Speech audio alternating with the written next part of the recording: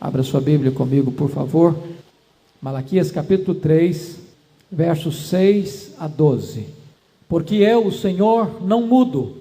Por isso vós, ó filhos de Jacó, não sois consumidos. Desde os dias de vossos pais vos desviastes dos meus estatutos e não os guardastes. Tornai-vos para mim e eu me tornarei para vós outros, diz o Senhor dos exércitos. Mas vós dizeis: em que havemos de tornar? Roubará o homem a Deus? Todavia vós me roubais e dizeis: em que te roubamos? Nos dízimos e nas ofertas. Com maldição sois amaldiçoados, porque a mim me roubais, vós, a nação toda. Trazei todos os dízimos à casa do tesouro, para que haja mantimento na minha casa. E provai-me nisto, diz o Senhor dos exércitos. Se eu não vos abrir as janelas do céu e não derramar sobre vós bênçãos sem medidas. Por vossa causa, repreenderei o devorador, para que não vos consuma o fruto da terra. A vossa vide no campo não será estéril, diz o Senhor dos exércitos. Todas as nações vos chamarão felizes, porque vós sereis uma terra deleitosa, diz o Senhor dos exércitos. Amém. Tema da nossa meditação: um chamado à restauração. Um chamado à restauração. Nós vimos quarta-feira passada que Deus foi colocado no banco dos réus pelo povo de Israel. Deus fez pesadas acusações contra Deus. E nós vimos como o próprio Deus, da posição de réu, passa a posição de juiz e de testemunha contra aquele povo. O mesmo ambiente de um tribunal ainda prevalece, só que a tônica agora é diferente. E você vai notar, em primeiro lugar, neste ponto da introdução, que nós estamos diante de uma audiência conciliatória. Deus é quem agora chama o seu povo a uma conciliação, a um tempo de restauração. Deus convoca o seu povo a refletir, a pensar, a acertar a sua vida com Ele. Diríamos que esta é uma audiência conciliatória. E o próprio Deus toma a iniciativa de chamar o seu povo para um acerto com Ele, para um tempo de restauração. Você vai notar o segundo aspecto: os termos da conciliação também são estabelecidos.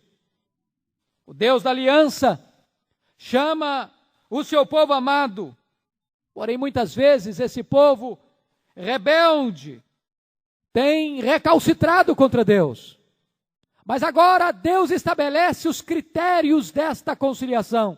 Esta conciliação devia ser uma volta do coração e uma volta do bolso.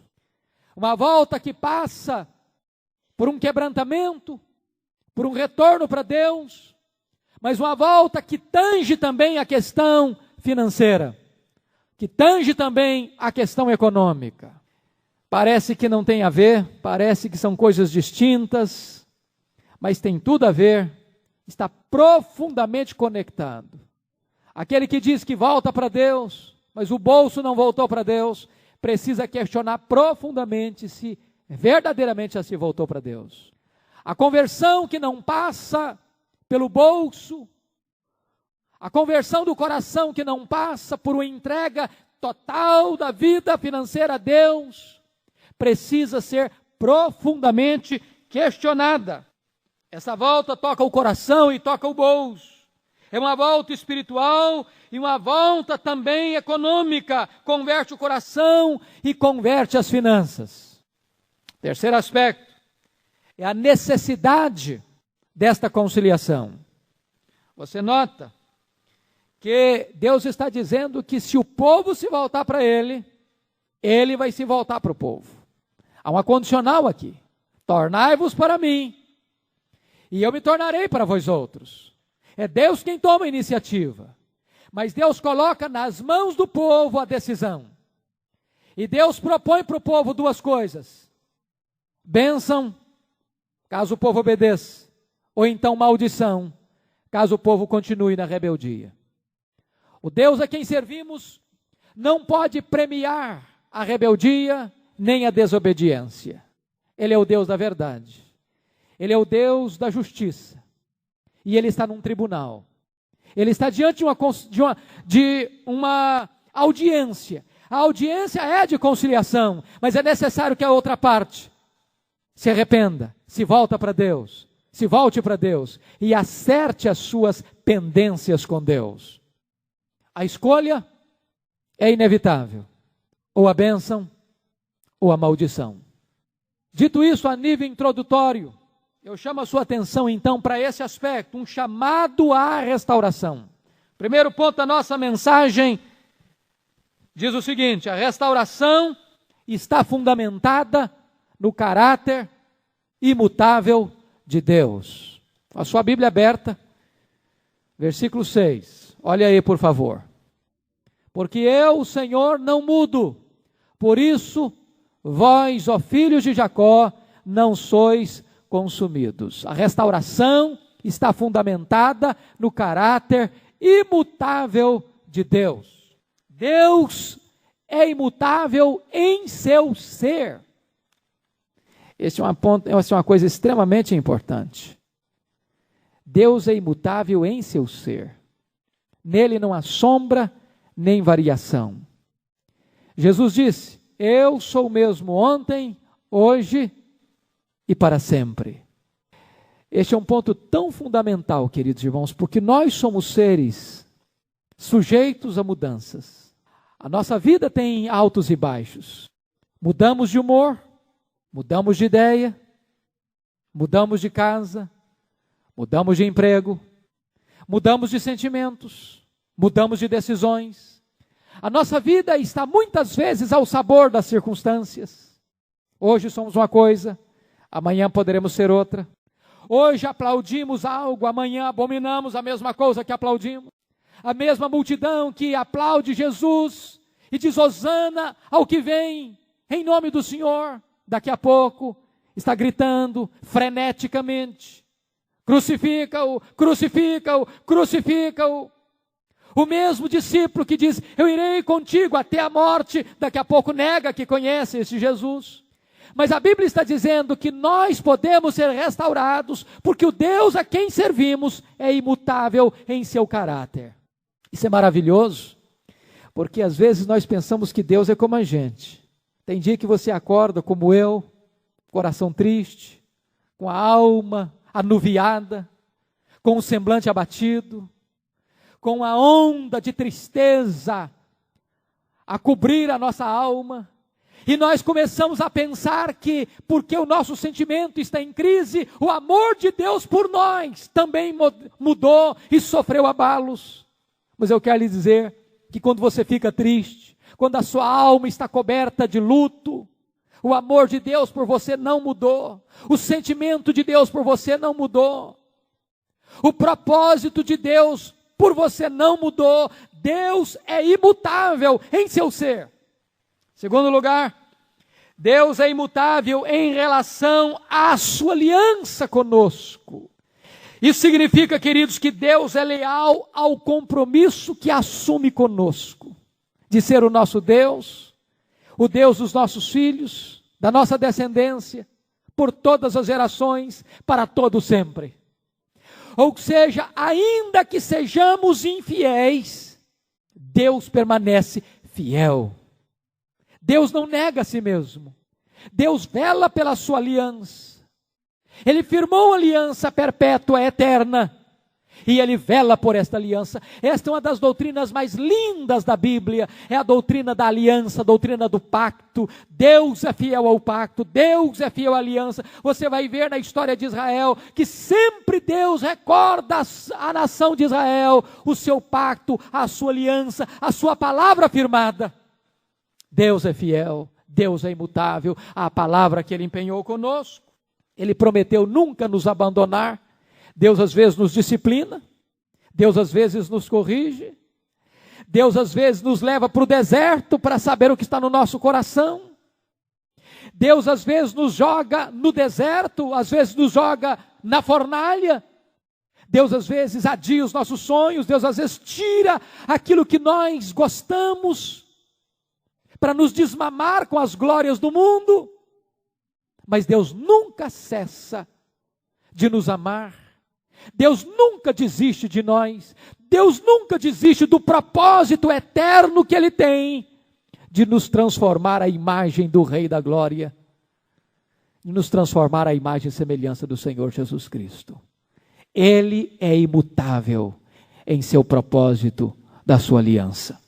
Terceiro lugar, diz Malaquias que a imutabilidade de Deus é a nossa segurança. Olha o versículo 6, quando Malaquias diz, porque, dizendo em nome de Deus, porque eu, o Senhor, não mudo, por isso vós, ó filhos de Jacó, não sois consumidos. Está existindo aqui um contraste entre a imutabilidade de Deus e a variedade contínua e constante dos filhos de Jacó, semelhante ao pai Jacó. Jacó era um homem de altos e baixos. Jacó era um suplantador. Jacó era um homem que variava muito na sua vida. E Deus está dizendo, eu não mudo, embora vocês mudem. Eu continuo sem mudar. E é por esta razão que vocês não são consumidos. Se Deus os tratasse segundo os nossos pecados, diz o livro de Lamentações, nós seríamos então destruídos. Seríamos destruídos. Que coisa boa, queridos, que Deus não nos trata segundo os nossos pecados, mas consoante as suas muitas misericórdias. É por isso que nós não somos destruídos, por causa da imutabilidade de Deus. Segundo ponto da nossa mensagem, a restauração está disponível mediante um convite gracioso de Deus. Veja o verso 7, por favor. Desde os dias de vossos pais vos desviastes dos meus estatutos, e não os guardastes. Tornai-vos para mim, e eu me tornarei para vós outros, diz o Senhor dos Exércitos. Mas vós dizeis, em que havemos de tornar? Primeiro ponto aí, a paciência perseverante do restaurador. Desde os dias de vossos pais vos desviastes dos meus estatutos, e não os guardastes. Na verdade, o que Deus está dizendo é o seguinte, a geração de Malaquias não foi muito diferente em alguns aspectos às gerações passadas, como que estivesse no DNA da nação, como se estivesse na medula da nação, a tendência para se desviar, para se afastar, para apostatar, para desobedecer. Mas diz o texto que Deus é paciente. O povo se desvia, o povo se afasta, o povo desobedece, e Deus continuamente está atrás desse povo, está chamando este povo, está buscando este povo, está perdoando este povo, está conclamando este povo ao arrependimento e à restauração. Segundo aspecto, o profundo anseio do restaurador. Veja aí no verso 7, quando Deus diz, tornai-vos para mim. Notem vocês, que não é apenas para um relacionamento de religião, não é apenas um ritual, não é apenas para pertencer à religião mosaica, frequentar o templo de Jerusalém, não é apenas para sacrificar, não é apenas para realizar uma liturgia. Deus está dizendo, tornai-vos para mim. Que coisa fantástica isso. Cristianismo, irmãos, é muito mais do que um credo. É muito mais do que uma religião. Cristianismo é uma pessoa. Cristianismo é um relacionamento com o Deus vivo. Tornai-vos para mim. Deus quer comunhão. Deus quer intimidade com Ele. Deus quer relacionamento com Ele. Terceiro lugar, notem vocês a dinâmica relacional do restaurador. Deus diz assim, e eu me tornarei para vós outros, diz o Senhor dos Exércitos. Preste atenção numa coisa. Deus é imutável, mas Deus é dinâmico. Tem gente que pensa que Deus é imutável no sentido de ser engessado. Não, Deus não é engessado. Deus é imutável no seu ser, mas Deus é dinâmico nas suas ações. De tal maneira que o seu relacionamento com Deus vai variar dependendo da maneira como você se relaciona com Ele. Deus não é estático, Deus não está engessado, petrificado. Não. A sua relação com Deus vai variar dependendo da maneira como você relacionar-se com Ele. Se você se tornar para Deus, Ele vai se tornar para você. Se você se achegar a Deus, segundo Tiago, ele diz Tiago, Ele vai se achegar a você. É uma relação bilateral. É comunhão de duas pessoas que se amam. É por isso que não se constrói um casamento sozinho, só um cônjuge investindo e outro não. A Bíblia diz que nós estamos casados com Deus, e o Velho Testamento diz que Israel é a esposa de Deus. O Novo Testamento diz que a igreja é a noiva de Cristo. É um relacionamento bilateral de amor, de compromisso, de fidelidade, de respeito, de obediência, de carinho, de afeto. É preciso que a igreja se volte para Deus, para que Deus se agrade da igreja. Deus não pode se agradar de um povo que o desobedece, que o desonra e que volta as costas para Ele. A Bíblia diz que Deus procura adoradores, que o adorem em espírito e em verdade. Se você notar, antes de Deus requerer os dízimos, Deus requer o coração. Antes de Deus ordenar para o povo trazer todos os dízimos, Deus ordena que o povo traga a sua vida. Tornai-vos para mim. Não é legalismo.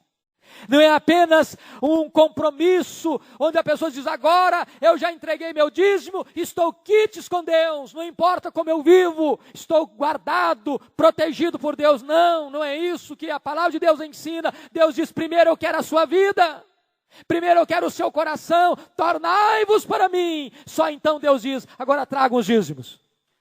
Nota em quarto lugar, a insensibilidade espiritual dos que são chamados à restauração. E o povo pergunta, mas vós dizeis, em que havemos de tornar?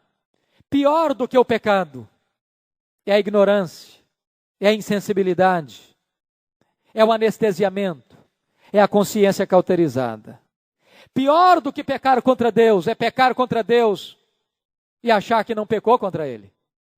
Há muitas pessoas que não choram pelos seus pecados, não é porque não tem pecado, é porque não tem consciência dele.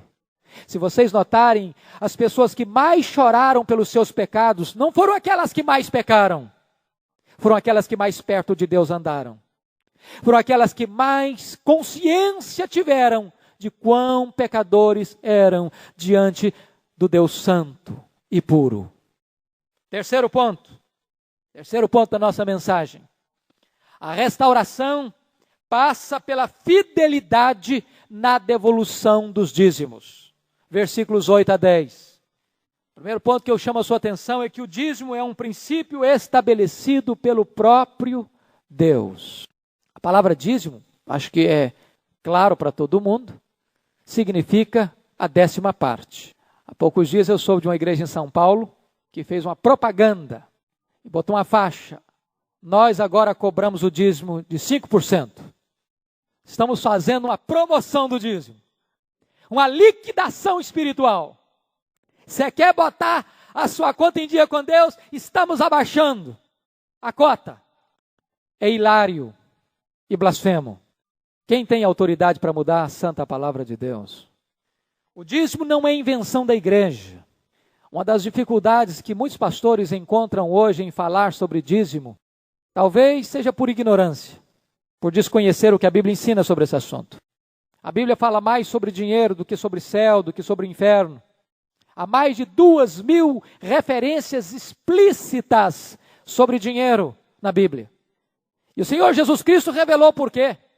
Porque onde estiver o teu tesouro, aí estará o teu coração.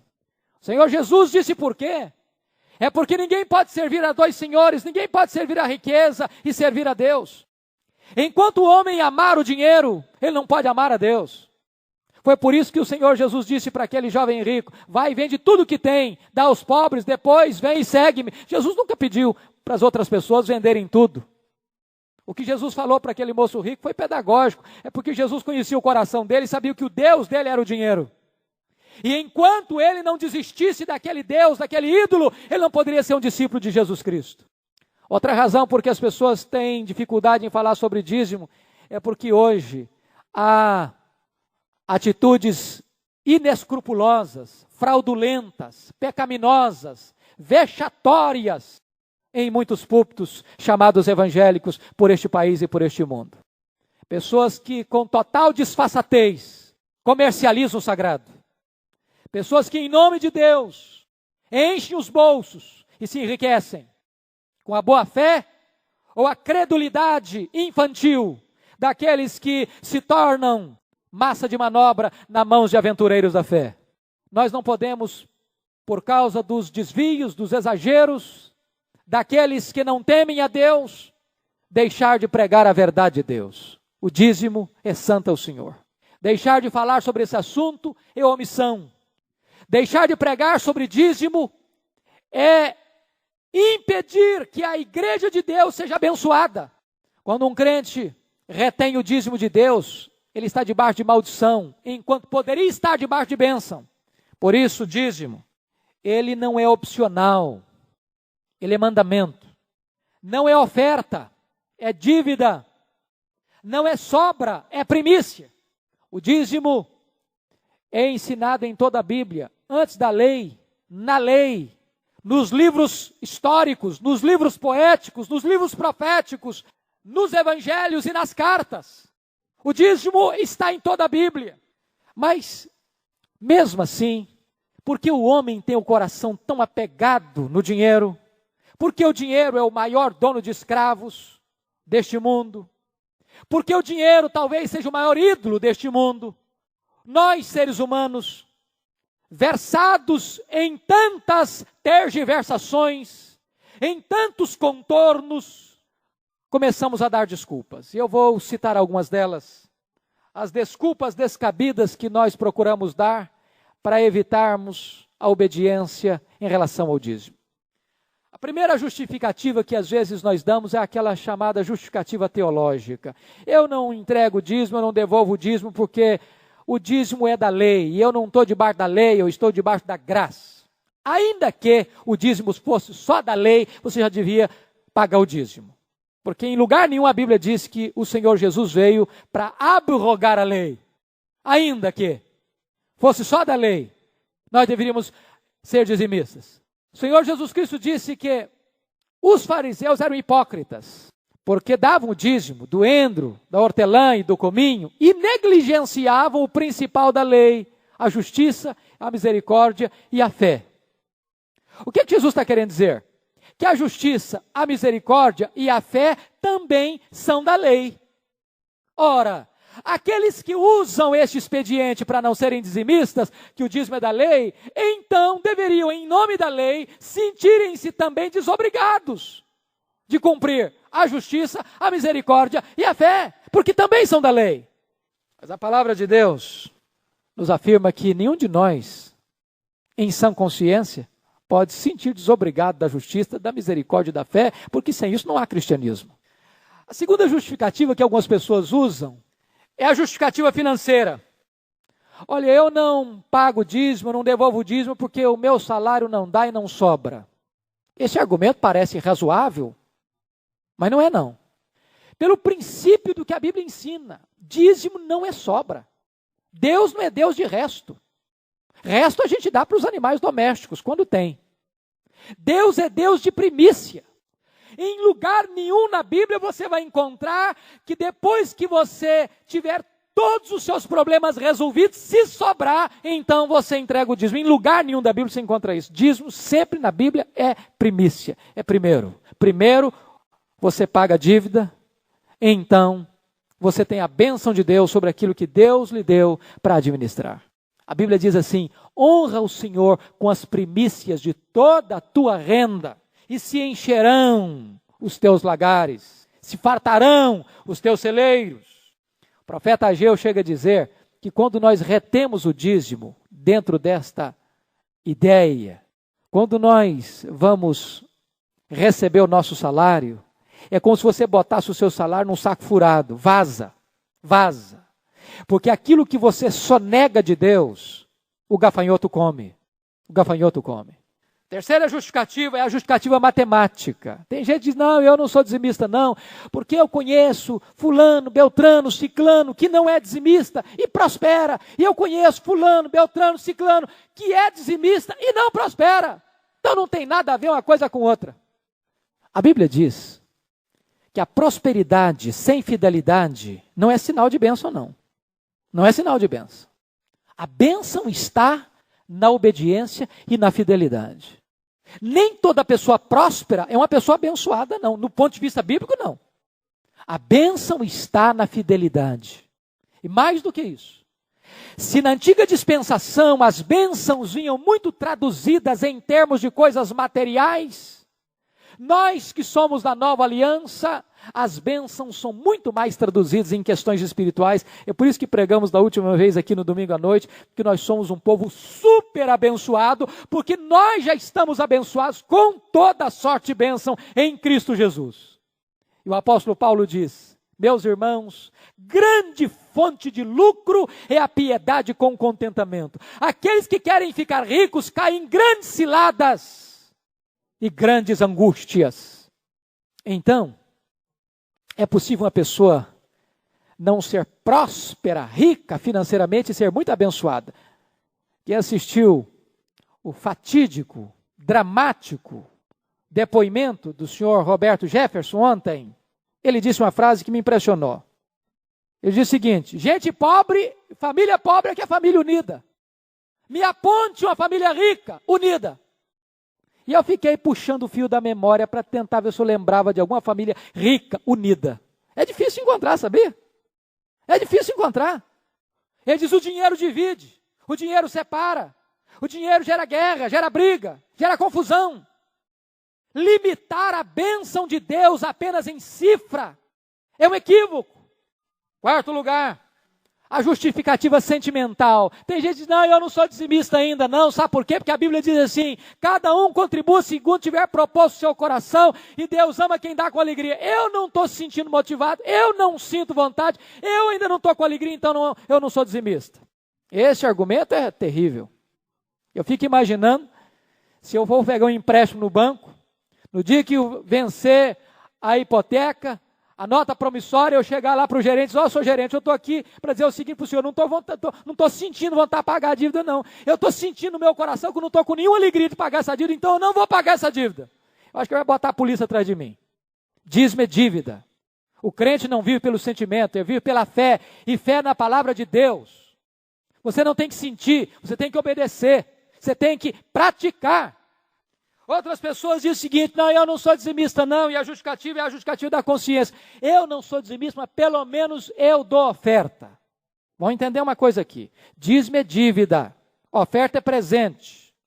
Vamos imaginar que eu deva para o Stanley R$1.000, mas eu não quero perder a amizade do Stanley, e aí eu chego para ele e dou um presentinho para ele de R$50, tentando suborná-lo, tentando comprá-lo, tentando amainar o coração dele para que ele desconsidere a dívida de R$1.000 que eu tenho com ele. Se eu quero dar um presente para o Stanley, primeiro eu pago a dívida com ele. Depois eu dou o presente. Primeiro se paga a dívida, depois se dá presente. Dízimo é dívida.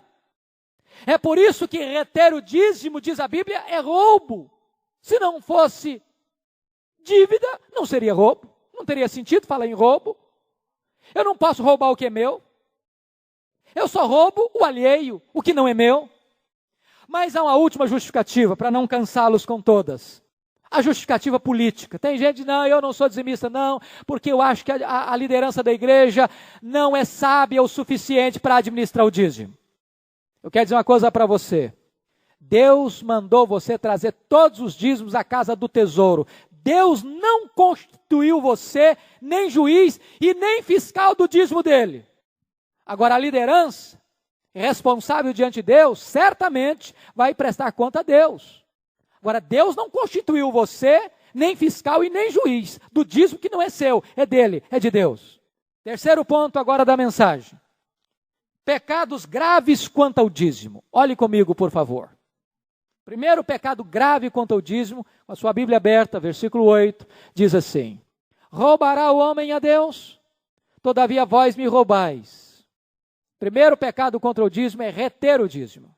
Se você notar, o povo já estava roubando a Deus em outras coisas. Estava roubando a Deus em outras coisas.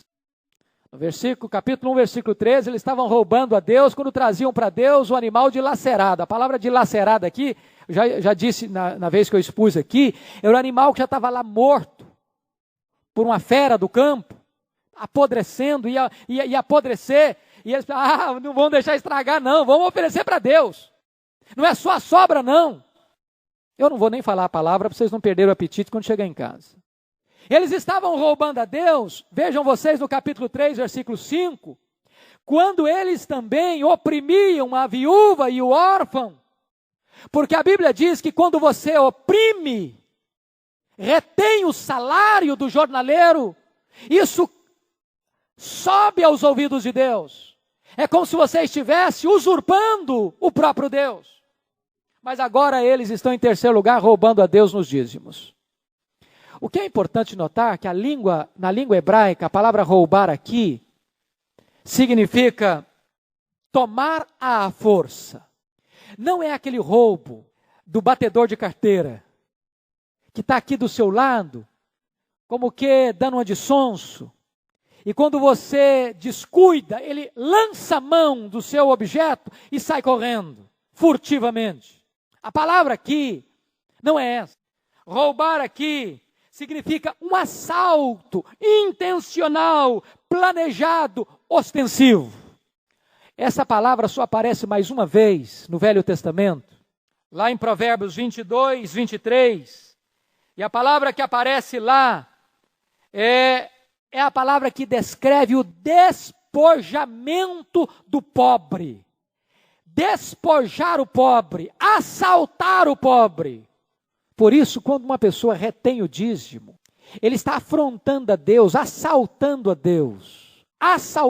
Deus, ostensivamente, abusivamente. Isso é uma tolice, por algumas razões. Por que roubar a Deus é uma insensatez? Primeiro, porque tudo é de Deus. A Bíblia diz que do Senhor é a terra e os que nela habitam. Você é de Deus, sua vida é de Deus, sua casa é de Deus, seu carro é de Deus, seu apartamento é de Deus, a sua saúde é de Deus, o seu dinheiro é de Deus, seus filhos são de Deus, o seu cônjuge é de Deus. Se Deus der um estalo de dedo, Ele corta a sua respiração. E a Bíblia diz que tudo que você tem, você não pode levar. É tolice querer reter entre os dedos aquilo que é de Deus. Segundo lugar, você reter o que é de Deus é insensatez, sabe por quê? Porque Deus é o doador, o provedor de tudo que você tem. Toda boa dádiva procede dele. Foi Deus quem lhe deu inteligência para trabalhar, para produzir. É Deus quem abriu a porta na empresa que você trabalha, no emprego que você tem, ou na informalidade do serviço que você tem. Tudo vem de Deus. A Bíblia diz que reter o dízimo é botar salário num saco furado. A Bíblia diz que aquele que retém mais do que é justo é pura perda. Reter o dízimo é desconfiar da providência de Deus. Reter o dízimo é se pôr debaixo de maldição. Reter o dízimo é desamparar a casa de Deus. Então esse é o primeiro pecado. Reter, roubar.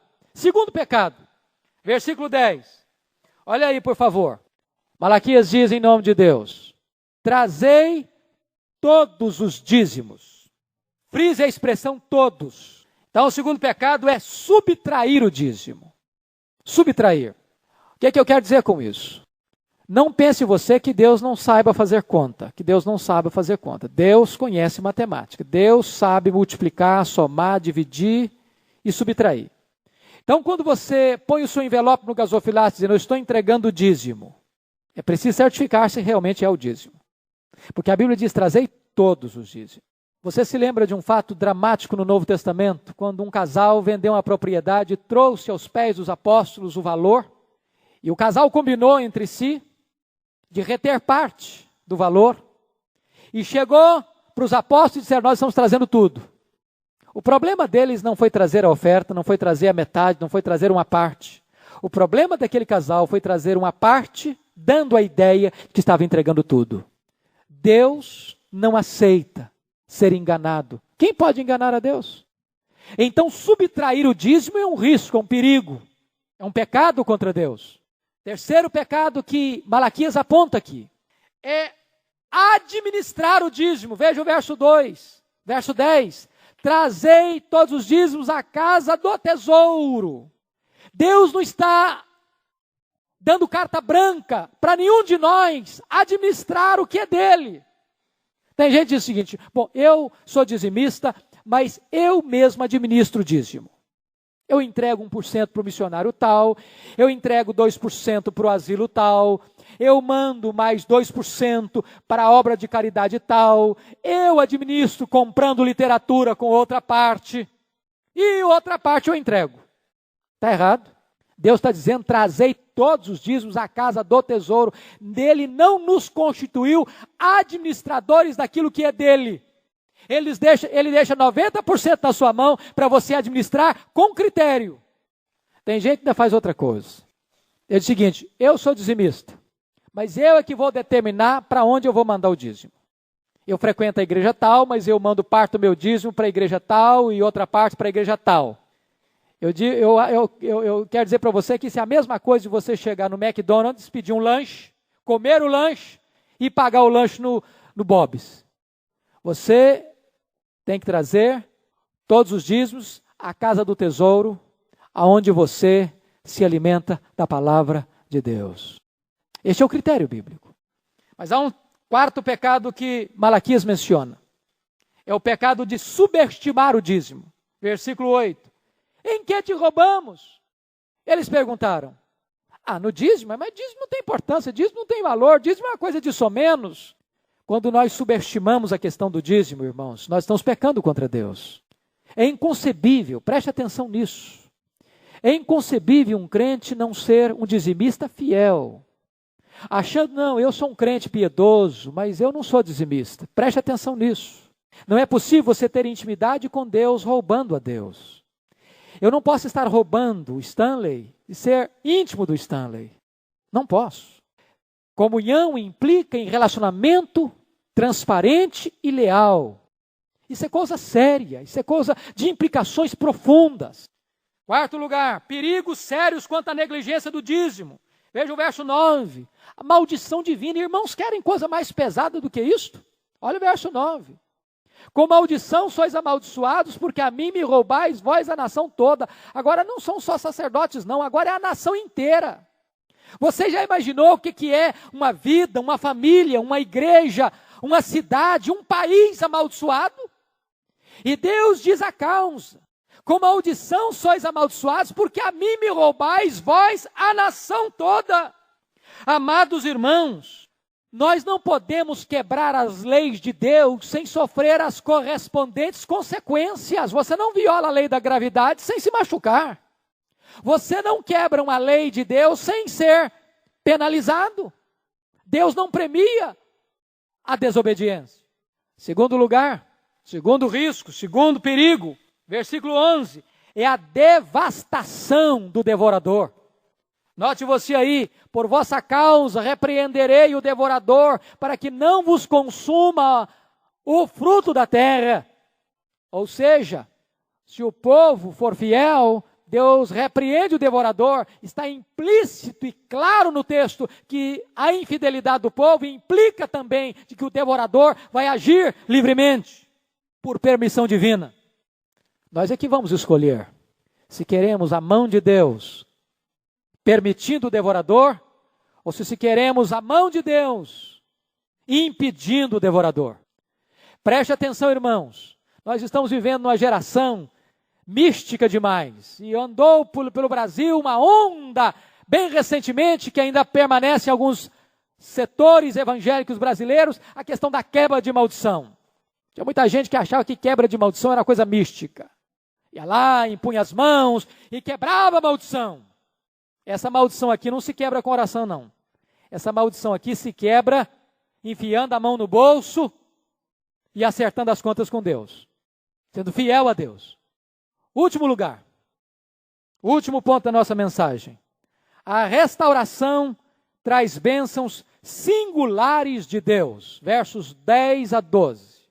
A primeira bênção que o profeta menciona aí é que Deus diz: abrirei as janelas dos céus. É a mesma imagem lá do dilúvio. Quando Deus abriu as comportas do céu para derramar um dilúvio, mas um dilúvio de juízo. Agora Deus está dizendo: se você for fiel, eu vou abrir as comportas, as janelas dos céus e vou derramar um dilúvio de bênção sobre a sua vida. Abundância. É do alto que procedem as bênçãos. É óbvio que nós temos que evitar dois extremos aqui, queridos irmãos. Tanto a teologia da prosperidade, que limita a bênção de Deus ao dinheiro, quanto à teologia da miséria, daqueles que pensam que uma pessoa piedosa não pode ser próspera financeiramente. Pode e deve, se possível. Com trabalho honrado e honesto, a prosperidade é bênção de Deus. A bênção do Senhor não traz desgosto, diz a Bíblia. E ela enriquece, diz as Escrituras. Segunda coisa, versículo 10, Deus está dizendo que vai derramar, não vai apenas abrir a janela dos céus, mas Ele vai dar uma bênção sem medida. Bênção sem medida. Olha, irmãos, eu vou lhes dizer que tanto no Antigo Testamento quanto no Novo Testamento, há sim uma conexão entre fidelidade e prosperidade financeira também. Também. O apóstolo Paulo, escrevendo a sua segunda carta aos Coríntios, ele foi muito claro nisso, falando sobre dinheiro, sobre oferta. Diz que quem semeia com abundância também ceifará. Se você quiser, faça uma experiência. Diz Efésios 6:8 que o bem que você faz retorna para você. A Bíblia diz, por outro lado, que o mal feito cai sobre a cabeça do malfeitor. Façam a prova disso. Comece a ser um ofertante. De vez em quando abençoa alguém com oferta. Algumas coisas que me marcam profundamente. Profundamente. Eu estive em Brasília e me hospedei na casa do presbítero Adilson, um homem próspero, um homem rico. E eu fiquei muito impressionado que logo de manhã, quando eu desci para o café, ele me deu um envelope. Disse: mas o que é isso? Ele disse para mim: há muitos anos, pastor, toda pessoa que eu hospedo na minha casa, eu dou uma oferta para ele. E eu fiquei impressionado com aquilo. Eu nunca tinha escutado isso, nunca tinha visto isso. Diz, há muitos anos, toda pessoa que eu recebo na minha casa, eu dou uma oferta para ele. Que tocou meu coração. Ele me disse mais: em qualquer lugar que eu estiver, no aeroporto, numa rodoviária, na rua, que eu encontrar um ministro de Deus, eu dou uma oferta para ele. Não sei, não quer saber se ele é rico, se ele é pobre, se ele precisa, se não precisa. Ele diz: pastor, o que Deus tem feito comigo é uma coisa magnífica. Deus não tem aberto as portas, janelas, não. Deus tem aberto janela, porta e tudo sobre a minha vida financeira. Eu tenho muito mais do que jamais posso usufruir. Irmãos, este é um princípio espiritual. O que você semeia, você colhe. Eu tive uma experiência muito gostosa essa semana. Eu disse para minha filha, Mariana, domingo eu tive a alegria de fazer uma oferta para uma pessoa. Disse para ele: minha filha, papai fez uma oferta hoje a uma pessoa. Um dia depois, Deus me deu 5 vezes aquilo que eu tinha dado para aquela pessoa. Dei no domingo, na segunda-feira recebi 5 vezes mais. Deus é fiel. Essa é uma lei de Deus. É a lei da semeadura. A palavra de Deus é clara nesse sentido. Está lá em Provérbios 11, 24 e 25 o seguinte: a quem dá liberalmente, ainda se lhe acrescentam mais e mais. Ao que retém mais do que é justo, ser-lhe-á pura perda. A alma generosa prosperará, e quem dá a beber será dessedentado. Você quer ter experiência? Faça a prova. Faça a prova de Deus. Terceira coisa que Deus vai fazer, vai repreender o devorador, versículo 12. Deus vai inibir, Deus vai proibir, Deus vai impedir a ação do devorador na vida daqueles que lhe são fiéis. Finalmente, o texto diz que você vai ter uma vida feliz. Versículo 12. Deus diz assim: todas as nações vos chamarão felizes, porque vós sereis uma terra deleitosa, diz o Senhor dos Exércitos. A obediência produz felicidade, irmãos. E eu não estou falando que felicidade é dinheiro, não. Você pode não ter dinheiro e ser feliz. Tem gente que tem dinheiro e não é feliz. Mas quando o seu coração está obedecendo a Deus, sendo fiel a Deus, há uma alegria na sua alma, há um regozijo no seu coração. E eu quero terminar com duas aplicações. Primeira aplicação, na conclusão, Deus chama o seu povo para fazer uma prova dele. Versículo 10, fazei prova de mim. Eu acho magnífico isso. Deus sabe o apego que nós temos ao dinheiro. Deus sabe quantas vezes é difícil enfiar a mão no bolso. Tem gente que parece que tem jararaca no bolso. E Deus então desafia a gente e diz assim, faça a prova. Faça a prova. Você duvida? Você não acredita não? Faça uma experiência. Faça a prova de mim. Eu não conheço ninguém que, provando a Deus, sendo fiel a Deus, não tenha sido honrado por Deus. Agora, faça-me o favor. Faça-me o favor. Tem gente que diz o seguinte, olha, eu vou entregar o dízimo, porque Deus vai ter que me abençoar. Porque eu quero ganhar muito mais. Olha, se a sua intenção for essa, não traz não. Que Deus não é um negociador de barganha, não. Deus não é comerciante, não. Deus não precisa de dinheiro porque Ele é o dono do ouro e da prata. Agora, se o seu coração amar a Deus e você quer obedecer a Deus, honrar a Deus e trazer com alegria, dizer, Deus é teu, Senhor, eu estou te adorando, meu Deus. Deus é fiel e certamente Ele vai honrar você. Segunda consequência, segunda conclusão prática.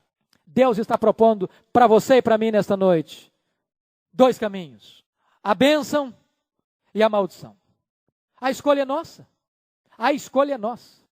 Com maldição sois amaldiçoados, porque a mim me roubais. Fazei prova de mim. Trazei todos os dízimos da casa do tesouro. Provai-me nisto, diz o Senhor, se eu não vos abrir as janelas dos céus e derramar sobre vós bênção sem medida. A escolha é nossa.